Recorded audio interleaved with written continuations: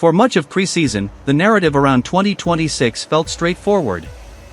Mercedes were the clear favorites, and everyone else was playing catch-up. Their long-run consistency, stable new generation car, and the sense of quiet confidence inside the team all pointed to a package that had grasped the regulations earlier than its rivals. Even when Ferrari topped the times in Bahrain, the dominant interpretation barely shifted. The assumption was simple. Mercedes were sandbagging, running conservative programs, and holding back the real performance for Melbourne. But the problem with that narrative is not what Mercedes may be hiding. It is what Ferrari have already shown. They did not look like a team waiting for the season to start. They looked like one ready to race immediately. Their pace was only part of the story. What stood out more was the completeness of the package. Exceptionally strong starts under the new procedures, efficient energy deployment, and radical aerodynamic solutions aimed directly at the demands of the 2026 rules. In an era where energy management and launch performance could dictate track position from the moment the lights go out, those strengths carry disproportionate weight. If Ferrari can secure clean getaways and control the early phases of a race, even a fundamentally faster car behind may struggle to recover the lost ground. In other words, Ferrari may not need to be the outright quickest, only the most effective where it matters most. So, if Mercedes really are holding a significant performance margin in reserve for Melbourne, will that automatically make them unbeatable? Or has Ferrari already built the tools to neutralize that advantage from the very first lap? If you want to understand why Ferrari could pose the most serious threat to Mercedes' favorite status this season, consider subscribing so you don't miss the full analysis coming up. Next. Because once the Bahrain data is examined beyond headline lap times, Ferrari's case becomes far more compelling. Charles LLC ended testing with the fastest overall lap, a 1 minute 31.992 seconds, and did so on a program that combined both qualifying style runs and longer stints. On paper, that alone might not be decisive. Testing times are notoriously unreliable indicators, but the surrounding context matters.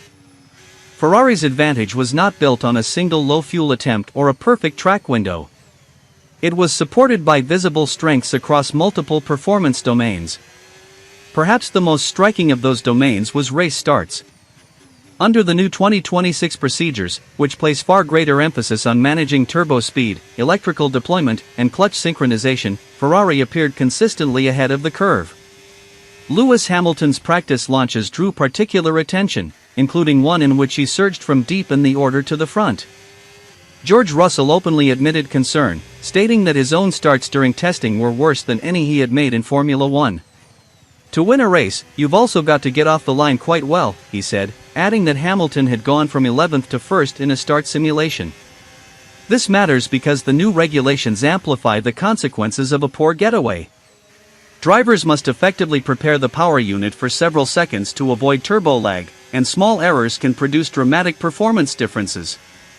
Russell described the challenge as the tallest hurdle at this stage.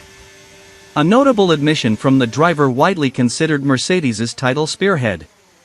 By contrast, Ferrari's apparent ease suggested not just a good launch map, but a coherent integration between engine, energy systems, and chassis. The explanation may lie partly in architecture. Ferrari's use of a smaller turbo requiring less energy to spin up has been cited as a possible factor in their responsiveness off the line. If true, that is not something rivals can simply replicate with software adjustments. It is a fundamental design choice embedded within the power unit itself. Energy deployment more broadly was another area of intrigue. Russell noted that Red Bull appeared to have the best deployment overall, describing it as scary, but acknowledged that Mercedes-powered teams had made significant gains during the test. Even so, Ferrari's efficiency remained evident in both single lap pace and sustained running. In an era where the power unit output is split roughly evenly between electrical and combustion sources, the ability to conserve and redeploy energy strategically could determine overtaking potential, defensive capability, and tire management. Ferrari's aerodynamic philosophy reinforced that impression of systemic thinking. The team introduced one of the most aggressive technical concepts seen in the paddock.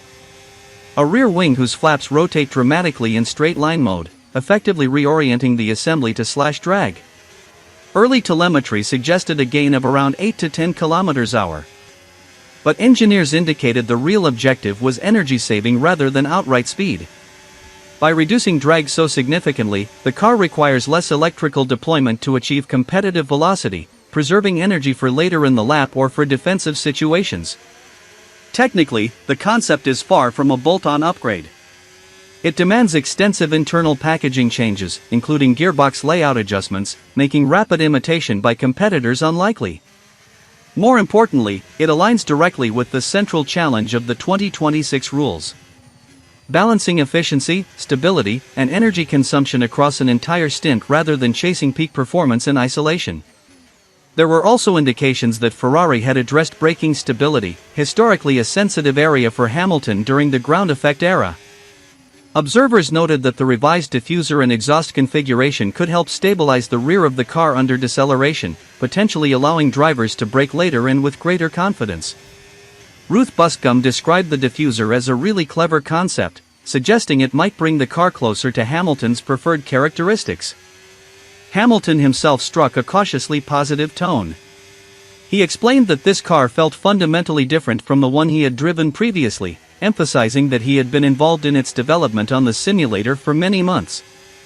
"A bit of my DNA is within it," he said, adding that he felt more connected to the package. That sense of ownership can be critical in a regulatory reset where driver feedback plays a large role in refining balance and drivability. Yet, Ferrari's test was not flawless. Hamilton lost significant track time due to a chassis issue, completing only 5 laps during one session. He also appeared to lack complete confidence in the front end during high-speed runs, with Ivan Capelli observing that he had not yet found the right feeling to achieve consistent smoothness. Charles Leclerc, by comparison, looked more comfortable, reinforcing the idea that Ferrari's potential may depend on how quickly Hamilton completes his adaptation. Meanwhile, Mercedes' strengths were real but different in character. Their long run pace was widely regarded as excellent, with consistent lap times in the mid-1 minute 35 seconds range during race simulations.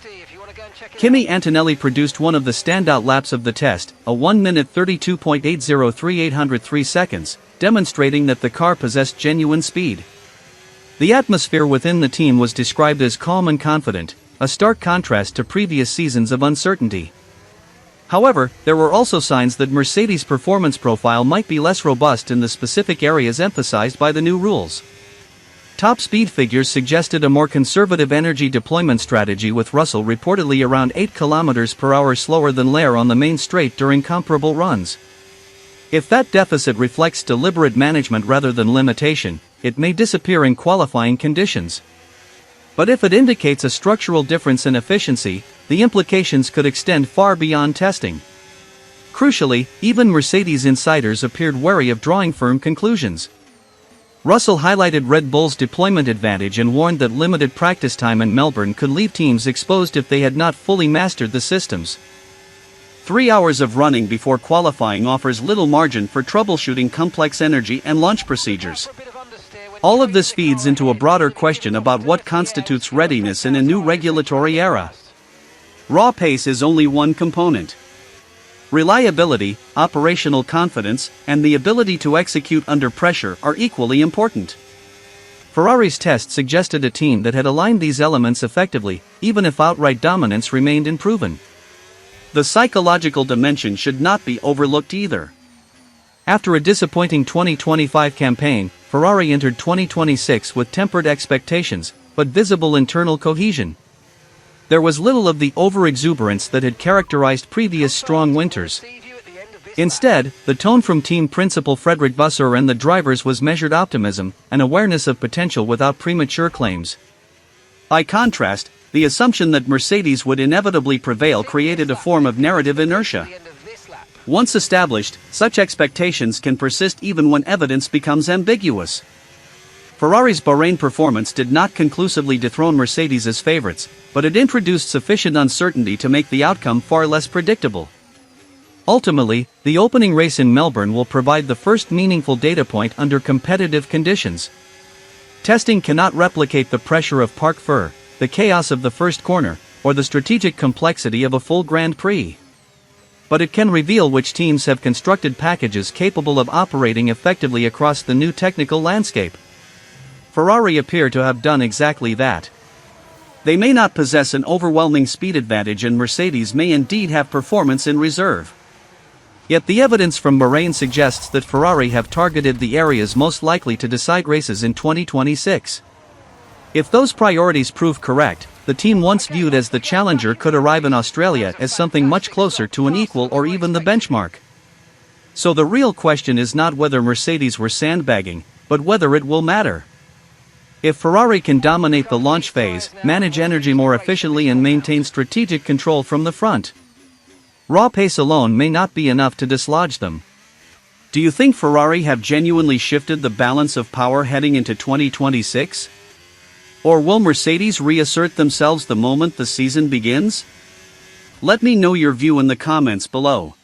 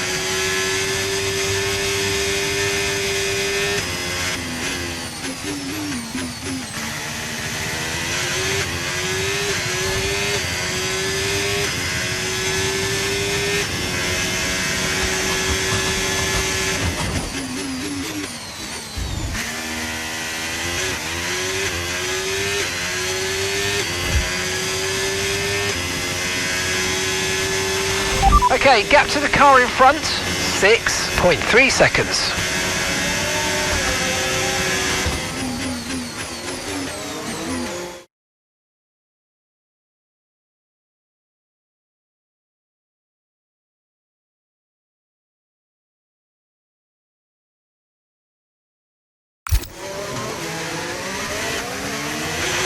ERS is low, ERS is low. Consider changing mode on your MFD or lift a little with gentle braking into corners to recharge it.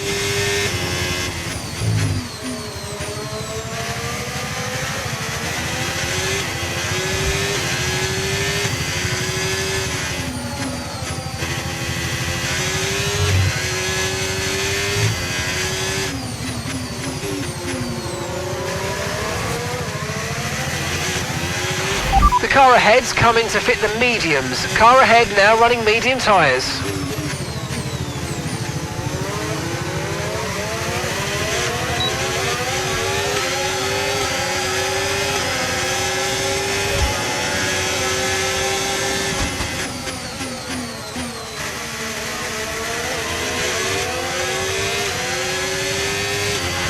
Charles is in the pits.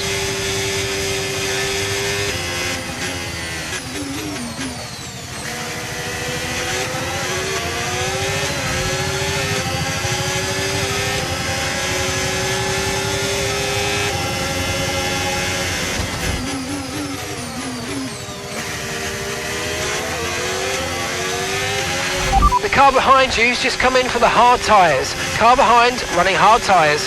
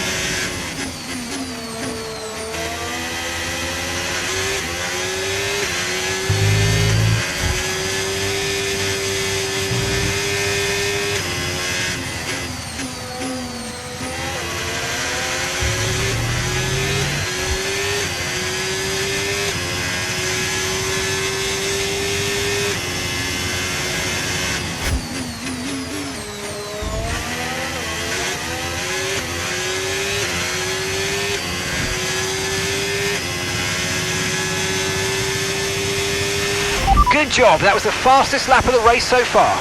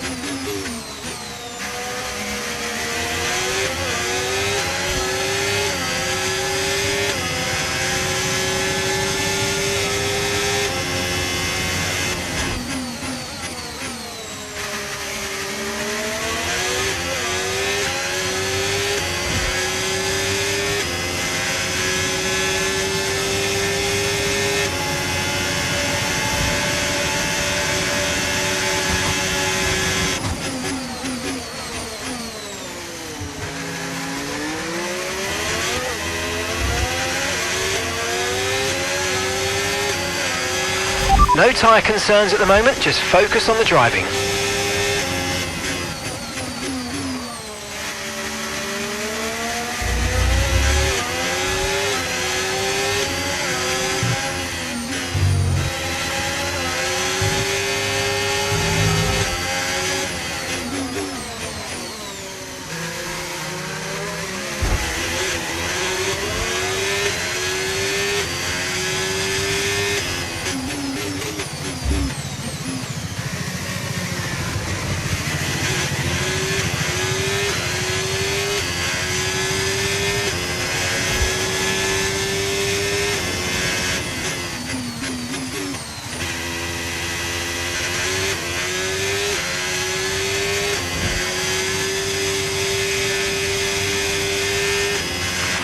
Okay, gap to the car ahead, 5.0 seconds.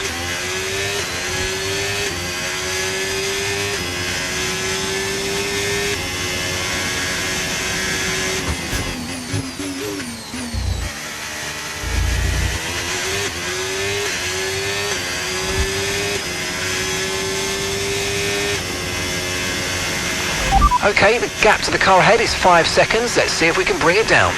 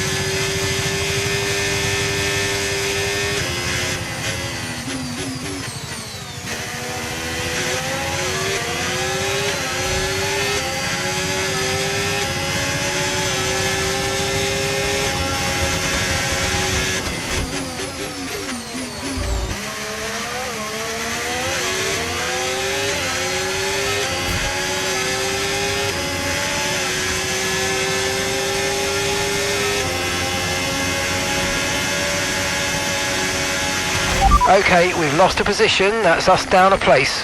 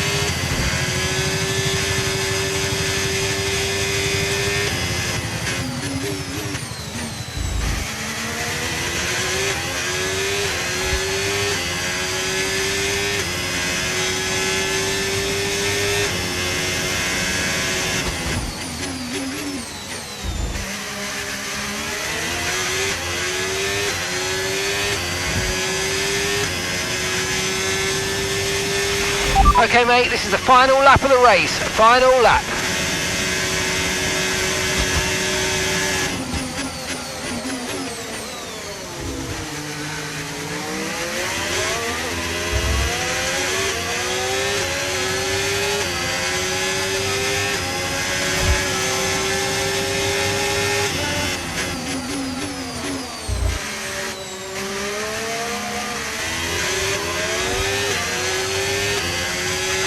Okay, here's the gap that we're trailing the car ahead by. 3.9 seconds.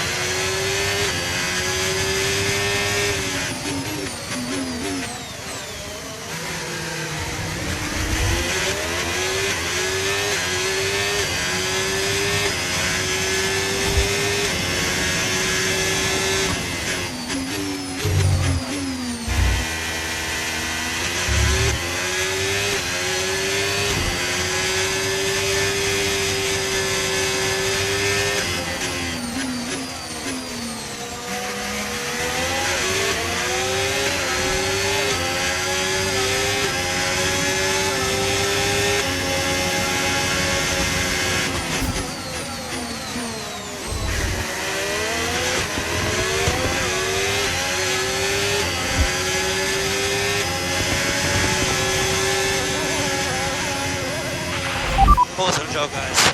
Apologies for that mistake earlier on, but we live and we learn. On to the next one.